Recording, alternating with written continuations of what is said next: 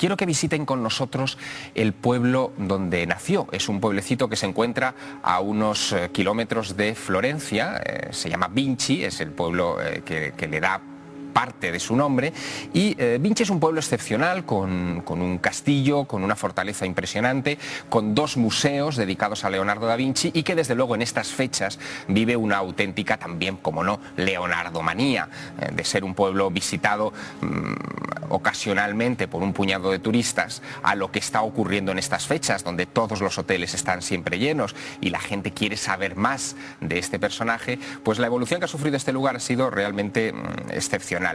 En ese pueblo, que hoy homenajea prácticamente en cada uno de sus rincones a Leonardo da Vinci, vivió un muchacho que desde el principio tuvo unas dotes para pintar realmente excepcionales. Esta es la casa natal de Leonardo da Vinci, se encuentra en Anchiano. La casa es una casa rural, sencilla, de hecho aquí vivió con su madre, él era hijo bastardo, y hasta que en un momento determinado su padre le envió al taller de Verrocchio en Florencia, donde tendría el primer contacto con una botega, con un taller de pintores, donde desarrollaría esas dotes extraordinarias. Aprende por sí solo latín, pero no sabe griego. Todas estas circunstancias han hecho que diversos investigadores mundiales hayan considerado dos posibilidades. Una, que Leonardo da Vinci padeciera un trastorno psicológico que es habitual, es el trastorno psicológico más habitual entre los niños, que es un trastorno llamado por déficit de atención con hiperactividad, es decir, un niño que no presta atención a las cosas, que nunca deja las cosas acabadas, que siempre va de un lado a otro, saltando de un sitio a otro. Bueno, en su etapa adulta... Eso caracterizaría, claro, exactamente, caracterizaría a Leonardo durante su etapa adulta. De las 77 obras de arte que empezó, solamente dejó terminadas apenas una docena. Indicaría que puede ser que tuviera este tipo de trastorno, ¿no? Otra cosa que me ha resultado muy sorprendente es que se le ha asociado con que pueda ser el autor de uno de los manuscritos más famosos de la historia, que es el manuscrito Voynich. El manuscrito Voynich, que está compuesto, es un tomo de unas 200 y pico páginas a modo de un herbario medieval, con una serie de figuras de personas, mujeres desnudas, plantas exóticas desconocidas y un tipo de escritura al revés, que es el que caracterizó también a Leonardo da Vinci durante toda su vida. Él escribía como si una imagen especular, escribía al revés. Para poder leer sus cuadernos había que poner, es la técnica de un espejo, poner un espejo para poder leerlos. El manuscrito Voynich está escrito así. Se dice que quizás pudiera ser él con 8 años quien hubiera hecho esta obra, ¿no? Sus inventos. Hay inventos realmente sorprendentes. Quiero que veamos algunas imágenes obtenidas en los jardines de Clos-Lucé y también en el Museo Ideale de Vinci, el pueblo natal de Leonardo. Él era un experto en todo lo que tuviera que ver con mecanismos de ruedas dentadas. Este es un prototipo de tanque, de carro de combate que diseñó. Este sería casi un prototipo de helicóptero, por llamarlo de alguna manera, una máquina que a fuerza de girar teóricamente tendría que levantarse, o sus innumerables inventos asociados al agua, a mover pesos de gran magnitud, todo ello desde luego muy por delante de las capacidades tecnológicas del siglo XV y de principios del XVI, que fue la época en la que él vivió. Marra, y bueno, se puede hablar de clarividencia, se puede hablar de gran ingenio. ¿De qué estaríamos hablando cuando nos referimos a los inventos de Leonardo?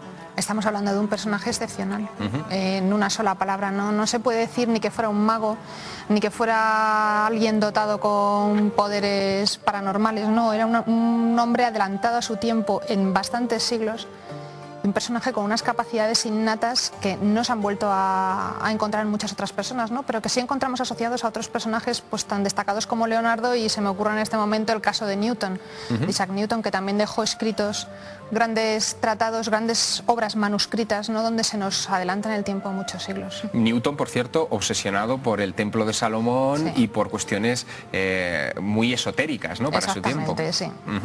Quiero que escuchemos también unas declaraciones que hemos grabado al profesor José Luis Balbuena. Él es ingeniero, especialista en instrumentación geodésica del Centro Superior de Investigaciones Científicas, y nos describe desde su óptica cómo era Leonardo da Vinci, un personaje con una mentalidad científica muy poco común. El ingenio tan concentrado que desde el punto de vista mecánico tenía Leonardo da Vinci es absolutamente notable y nada frecuente en su época, el Renacimiento.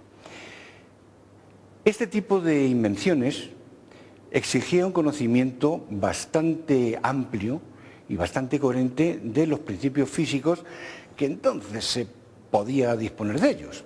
El hecho es que la gran cantidad de inventos que hizo, muchos de ellos fueron simplemente diseñados, sin ser ejecutados desde el punto de vista práctico. Luego después se han hecho ejecuciones reales y evidentemente son funcionales. Claro, no son prácticos en el sentido de que las fuentes de energía que él utilizaba eran muy poco eficaces. Le pedimos también al profesor Balbuena que nos describiera, de entre los muchísimos inventos de Leonardo, hemos visto hace unos segundos los relativos a la música, cuáles eran o cuáles son los favoritos de este profesor del Centro Superior de Investigaciones Científicas. También le escuchamos. Todo el mundo conoce el famoso helicóptero con una hélice de tipo helicoidal de 2 espiras.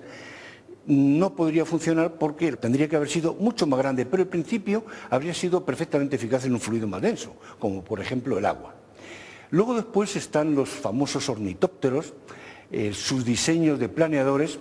Lo más curioso desde el punto de vista mecánico de Leonardo es las alas de tipo móvil, queriendo imitar la de los pájaros, para conseguir el vuelo, cosa que hoy día nos está demostrado que no es práctico porque la cantidad de energía que hay que emplear para ese tipo de impulsión supera con mucho las posibilidades de lo que podría haber hecho un hombre para volar. Quizá los más singulares son las premonitorias campanas de buceo, que tenían un principio tremendamente ingenioso. Lo verdaderamente interesante es que él pensó en poner 2 tubos, uno para inspirar y otro para expirar, porque vio que si se hacía por un solo tubo, el aire que se soltaba, que ya con mucho anhídrido carbónico, al respirar se acababa uno asfixiando.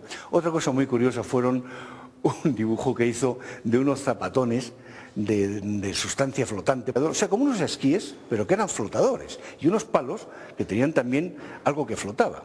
Esto parece un invento de TVO. La realidad es que yo recuerdo haber visto en los años 50, en una revista norteamericana de mecánica popular, ese invento realmente hecho como divertimento en las playas. Hizo inventos de los más peregrinos. Se me ocurre, por ejemplo, uno que era un sistema automático de limpieza, que estaba muy bien porque así no tenía que tener una persona limpiando, barriendo por allí. Eso era un artilugio que llevaban 2 bueyes, con 2 o 3 personas detrás guiándolo, conduciéndolo, luego otros 2 más quitando las inmundicias que soltaban los bueyes.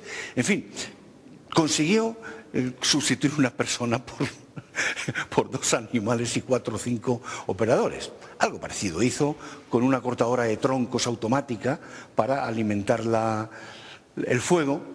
Y, por ejemplo, inventó cosas tan pintorescas como un aparato que con un fleje que saltaba con una especie de ratonera, cuando una rana iba a meterse en un barril de agua, la cogía y le daba un golpe y la mataba o la tontaba. En fin, inventos verdaderamente pintorescos. Él muere en 1519. En este lugar, en el dormitorio que se encuentra dentro de este lugar y que nosotros hemos podido visitar y filmar, es donde se dice que Leonardo da Vinci murió en brazos del propio Francisco I. Fue una muerte dura para el rey, puesto que ellos fueron amigos íntimos, y además compartían la pasión por sus mutuas obras de arte, ¿no? En el caso de Leonardo da Vinci se lleva, como antes hablábamos al principio del programa, a la Gioconda con él hasta esos instantes finales, también un retrato de San Juan, y nos ha dejado un misterio relacionado con su tumba. Quiero que veamos esa tumba también. Esa tumba se encuentra justo al lado del castillo de Amboise. Es un lugar sensacional que hoy visitan muchos turistas. Leonardo no fue enterrado hasta 100 días después de morir, en concreto el 12 de agosto, por expreso deseo suyo, el 12 de agosto de 1519. Como decíamos, murió en brazos de Francisco I, y los soldados de Napoleón Bonaparte profanaron la tumba de Leonardo, quién sabe si obsesionados por hacerse con el cráneo de Leonardo. En aquella época se veneraba mucho aquello de los cráneos de los grandes personajes para estudiarlos, lo que se llamaba la frenología en su momento. Y por desgracia los huesos se dispersaron al punto de que solo unos pocos son los que estaban debajo de esa losa que ustedes han visto ahora en el suelo de la capilla de San Huberto.